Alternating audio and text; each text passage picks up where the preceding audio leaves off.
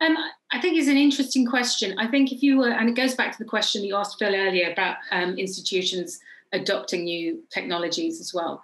I think if you were to ask a publisher, which is how we kind of access creative content and trade, they would say blockchain can't help at all because they don't want to change the way they do things. They want, and publishers, especially in trade, are very famous for buying software systems that do exactly what the old software system already does, but just cost another couple of million quid that they just want to implement it in.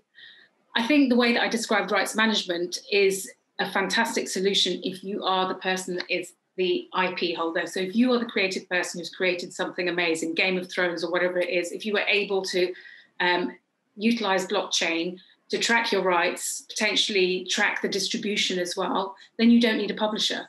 So, of course, when you're trying to sell it to publishers, they're not interested because they want everything to remain the same as it is. So if you're going to ask me about what solutions there are, I'd have to come at it from if I was the creative person rather than if I was the publisher.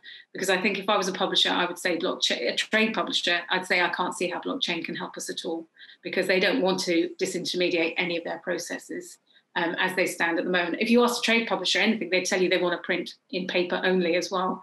So we're kind of miles behind everyone else.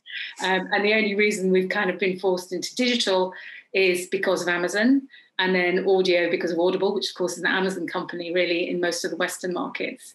So publishers will only ever innovate or do anything digital, which is still new to us, if they have to. So so if you come at it from an angle, I can't give you, from a publisher angle, I can't give you any reason to use blockchain whatsoever. From a creative person angle, I can give you every reason, which is to control your rights, which is the key thing that everybody who creates anything should be really, really keen on.